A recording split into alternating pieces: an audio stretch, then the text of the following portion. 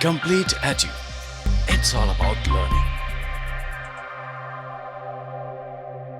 Hello students, I welcome you on the Complete Edu e-learning platform. I Ramesh Kodara, your social study teacher है political science का। जो पहला question है वो निम्नलिखित में से जो लोकतंत्र के बहुलवादी सिद्धांत का समर्थक है वह है। इसमें जो ऑप्शन है J S. Mill, T H. Green, Hobbes, J H. Laski. तो इनमें से जो सही ऑप्शन है वो है जे.एच. लेस्की। तो जो प्लूरलिस्ट जो थ्योरी है डेमोक्रेसी, इसके अलावा कौन सी थ्योरी है? इसमें सबसे पहले है ट्रेडिशनल थ्योरी, उसके बाद है प्लूरलिस्ट थ्योरी, एलियट थ्योरी और हाइपर प्लूरलिज्म थ्योरी। तो ये चार थ्योरीज है जो डेमोक्रेसी से रिलेटेड दी गई हैं, जिसमें जो प्लूरलिस्ट है उसका जो सपोर्टर है वो है जे.एच. लेस्की। उसके बाद है नेक्स्ट क्वेश्चन, कोई विधेयक धन विधेयक है अथवा नहीं, इसका निर्णय कौन करता है? यानी कि ये मनी बिल है या नहीं, इसको कौन निर्धारण करता है, कौन बताता है? इसके ऑप्शन है prime minister, president, speaker of Lok Sabha और वाइस प्रेसिडेंट। तो हमें ये याद रखना है कि जो मनी बिल है वो लोकसभा के अंदर ही पारित किया जाता है। तो इस जो लोकसभा का जो अध्यक्ष होता है वही उसका सुप्रीम होता है। तो यहाँ पे अध्यक्ष कौन है? Speaker of Lok Sabha. तो यही निर्धारित करता है कि क्या मनी बिल है, ये जो मनी बिल है वो मनी है या नहीं है, उसको निर्धारित लोकसभा के स्पीकर ही करते हैं। उसके बाद नेक्स्ट क्वेश्चन है, निम्न राज्य सूची में किस विषय को राष्ट्रीय महत्व घोषित करने का अधिकार किसे प्राप्त है? Who has the right to declare the subject of state list into national importance. National importance का सब्जेक्ट है, इसे कौन घोषित करता है? तो जो हमारे यहाँ पे जो नेशनल इंटरेस्ट का जो यानी कि ये जो सब्जेक्ट है वो नेशनल इंटरेस्ट है या नहीं, वो हमारे यहाँ पे बड़े जो सभा है, बड़ी सभा कौन सी है? राज्यसभा। छोटी सभा कौन सी है? लोकसभा।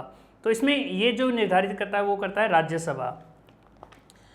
उसके बाद नेक्स्ट क्वेश्चन हमारे यहाँ है, at present how many high courts are there in India. तो इसमें ऑप्शन है 22, 24, 26, 29। हमारे यहाँ पे स्टेट कितने हैं टोटल? पहले 29 थे, अभी 28 हो गए हैं। तो लेकिन इसका जो सही आंसर है वो है 24, यानी कि हर स्टेट के पास एक हाई कोर्ट होता है। लेकिन कुछ स्टेट ऐसे हैं जहाँ पे हाई कोर्ट नहीं है, जैसे कि Goa, Arunachal Pradesh,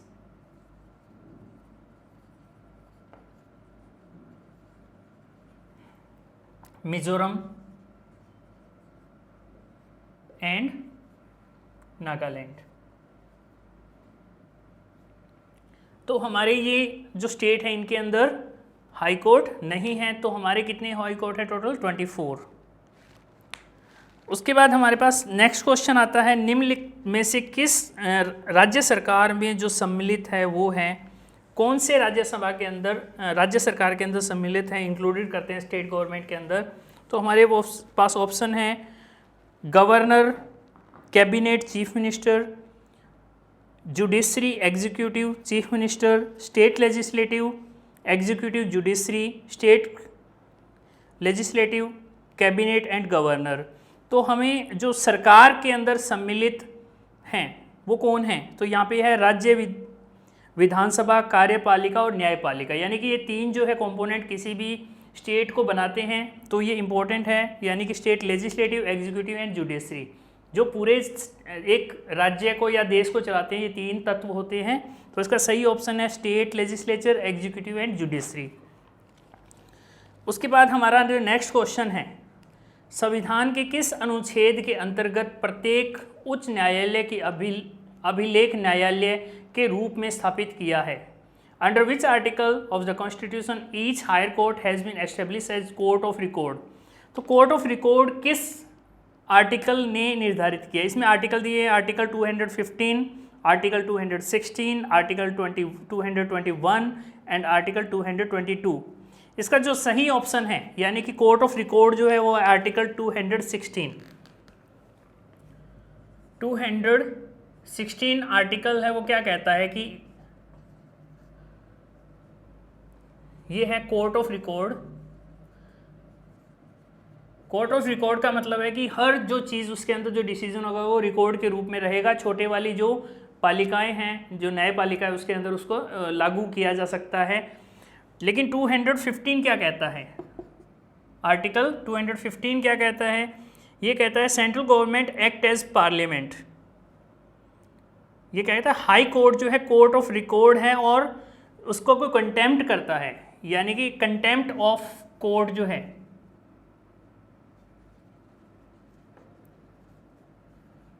it is punishable. कोई भी कोर्ट की अवहेलना करता है, उसकी अनज्ञा करता है, तो उसे पनिश किया जा सकता है। आर्टिकल 21 क्या कहता है? सेंट्रल गवर्नमेंट जो है वो जज की सैलरी डिसाइड करता है। आर्टिकल 221, सेंट्रल गवर्नमेंट क्या करती है? जज की सैलरी डिसाइड करती है। जज की सैलरी कौन डिसाइड करेगा? Central government. ये कौन सा आर्टिकल कहता है? 221। आर्टिकल 222 क्या कहता है? ट्रांसफर ऑफ जज from one court to another. एक कोर्ट से दूसरे कोर्ट में जाने के लिए कौन सा कानून जो आर्टिकल है वो है अनुच्छेद 222 या आर्टिकल 222। नेक्स्ट हमारा क्वेश्चन है which fundamental right is given the constitution of India to protect all the fundamental rights. हमारे जो फंडामेंटल राइट्स हैं, जो हमारे अधिकार हैं, उनको उनकी सुरक्षा कौन करता है? यानी कि हमारे सारे जो फंडामेंटल राइट्स हैं, जो हमारे अधिकार हैं, उनकी सुरक्षा कौन करता है? जो मौलिक अधिकार है, इसमें है स्वतंत्रता का अधिकार, right to liberty, right to constitutional remedies, right against exploitation, right to equality. तो ये तीनों जो है right to liberty, right against exploitation, right to equality, ये सारे हमारे अधिकार है मौलिक। लेकिन कॉन्स्टिट्यूशनल रेमेडीज़, यानी कि कॉन्स्टिट्यूशन के अंदर कुछ भी गलत है हमारे खिलाफ, तो उसको हम चेंज कर सकते हैं। ये क्या है? हमारा जो सभी फंडामेंटल राइट्स से बचाता है। तो इसका सही ऑप्शन है राइट टू कॉन्स्टिट्यूशनल रेमेडीज़। उसके बाद है पंचायती राज व्यवस्था की सर्वोच्च इकाई है, यानी कि the highest unit of Panchayati Raj system is, सबसे बड़ी कौन सी है? तो हमें इसे पहले समझना पड़ेगा कि इकाइयाँ होती कौन सी है। सबसे पहले आती है ग्राम सभा, उसके बाद आती है ग्राम पंचायत,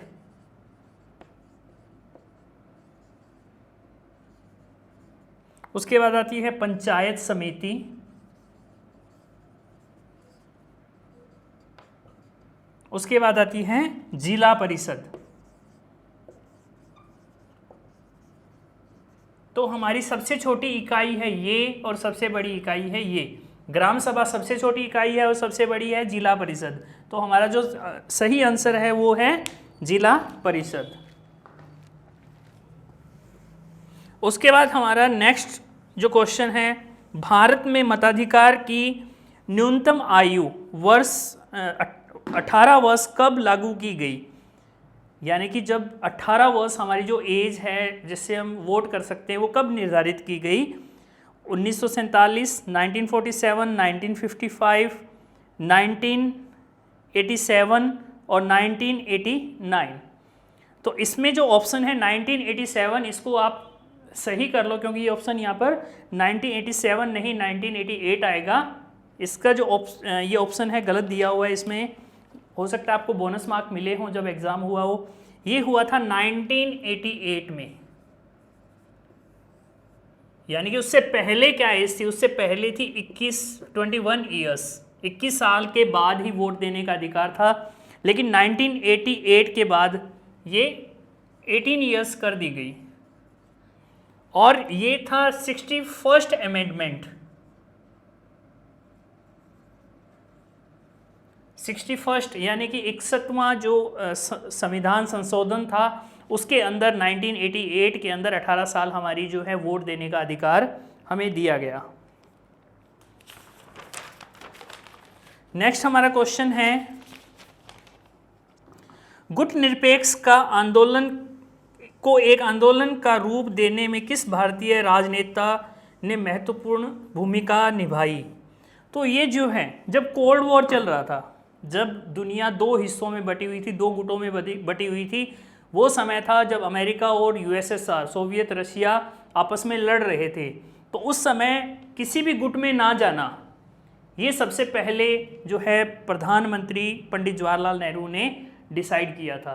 तो हमें अगर इसके बारे में जानना है तो हमें पहले जो प्रधानमंत्री थे उन्होंने गुट निरपेक्ष के बारे में कहा था। अब गुट निरपेक्ष है क्या? जब किसी भी गुट में ना जाना, जब कोल्ड वार चल रहा था, शीत युद्ध चल रहा था, उस समय की बात है। उसके बाद है हमारा जो नेक्स्ट ऑप्शन, मैच करना है, यानी कि दोनों को आपस में मैच करना है। दो दिए गए हैं हमारे पास। ऑप्शन है संविधान सभा की स्थायी अध्यक्ष, संविधान सभा के वैधानिक सलाहकार, प्रारूप समिति के अध्यक्ष, संविधान सभा के स्थायी अध्यक्ष। ओके, ये क्या क्वेश्चन है कि हमारा जब संविधान बना था, यानी कि जो कॉन्स्टिट्यूशन बना था, तो उसके कौन कौन अध्यक्ष थे, कौन सलाहकार थे और कौन अस्थायी अध्यक्ष थे? तो जो पहला है ए, संविधान सभा के वैधानिक सलाहकार, legal adviser of the constitutional assembly, इसका हमारा सही आंसर है डॉक्टर राजेंद्र प्रसाद। सेकंड है हमारा संविधान सभा के वैधानिक सलाहकार, ये है BN राव। उसके बाद सी जो है प्रारूप समिति के अध्यक्ष, ये है हमारे डॉक्टर भीमराव अंबेडकर, जो अध्यक्ष थे वो भीमराव अंबेडकर थे।